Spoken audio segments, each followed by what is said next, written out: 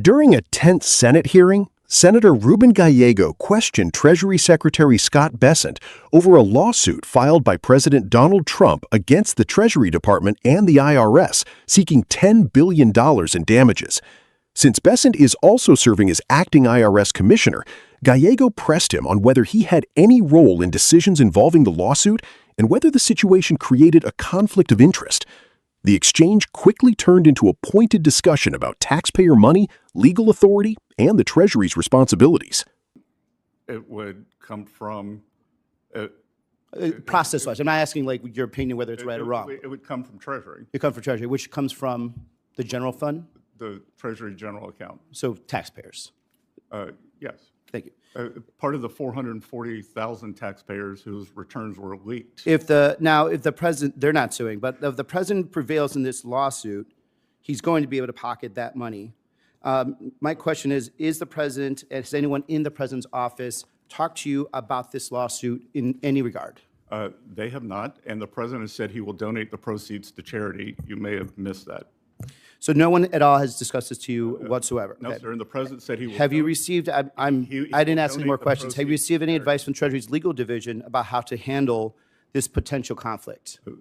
This is a Justice Department matter. They represent Treasury in it. Have someone from the Department of Justice actually come and talk to you saying that this is their purview and you need to stay out of it, or who has discussed to you what is your role in this? Our general counsel, who's sitting behind me, has told me that it is a Justice Department matter. The Justice Department defends Treasury in matters like this.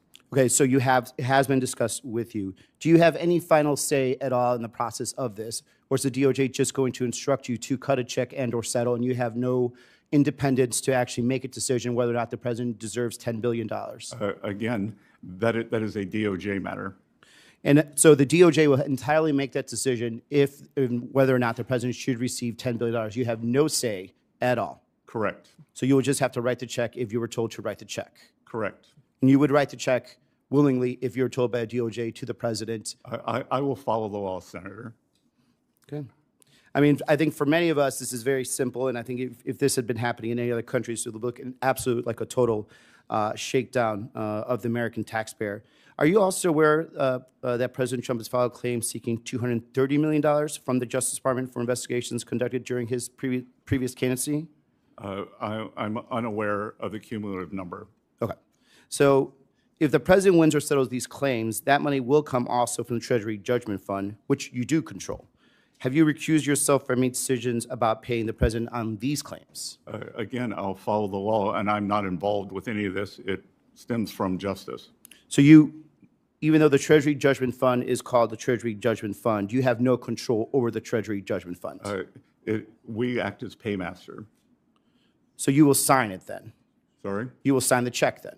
If you're a paymaster, you'd be the person's signature is to the Treasury Judgment Fund? I would assume it would be a wire transfer. Yes, I'm assuming we're not that old school. Yep. But that being said, so you have no say in this whatsoever. You will only basically follow what the DOJ says, but you're the person that actually is the final person that pushes send, essentially, on the wire transfer. Yes. And even if you feel or that it is unjust, the fact that this president is basically plundering U.S. taxpayer dollars, you will still hit that send button. Even if I believe that 6103, the IRS tax code, was violated and 440,000 taxpayers were leaked. So back to this other thing. So now, you do believe, though, I mean, do you understand why some of us see a problem with that? And let me ask just a very simple question. Do you work for the President of the United States? I work for the American people. So can the president fire you? Or he can. He can fire you, correct? Yes. So isn't it a conflict of interest that you're going to be making these decisions and the president has full power over you? I think you're confused, Senator. I am not part of the decision.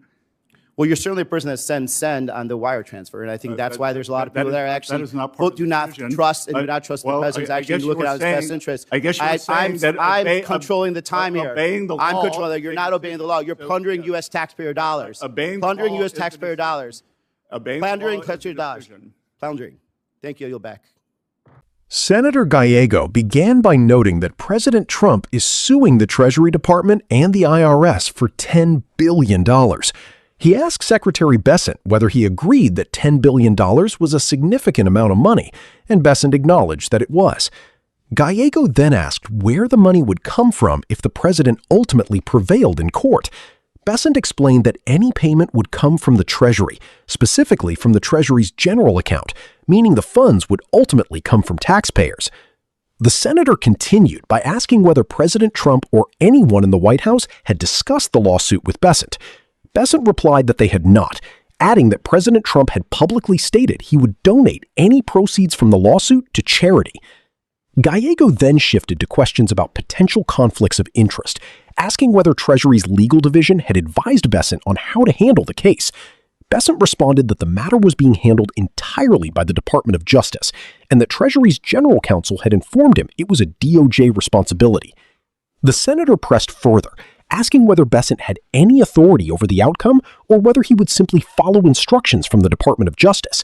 Bessent repeatedly stated that the DOJ would make all legal decisions regarding the case and that Treasury's role would be limited to carrying out its legal obligations. When asked whether he would authorize payment to the president if directed by the DOJ, Bessent answered that he would follow the law. Gallego argued that such a situation could appear deeply troubling to the public, suggesting that if a similar event occurred in another country, many Americans would view it as an abuse of taxpayer funds. The senator also referenced additional claims reportedly filed by President Trump against the Department of Justice, asking whether Bessent had recused himself from any decisions involving payments from the Treasury Judgment Fund. Bessent again maintained that he was not involved in those legal decisions, explaining that Treasury serves only as the paymaster once the Department of Justice completes its legal process. The exchange concluded with Senator Gallego questioning whether Treasury truly has no independent authority over payments made from the Treasury Judgment Fund. Secretary Bessent reiterated that while Treasury issues any required payments, the legal decisions belong entirely to the Department of Justice. The hearing ended with both sides standing by their positions, Gallego raising concerns about accountability and conflicts of interest, while Bessent insisted that Treasury's actions would be governed strictly by the law and the DOJ's determinations.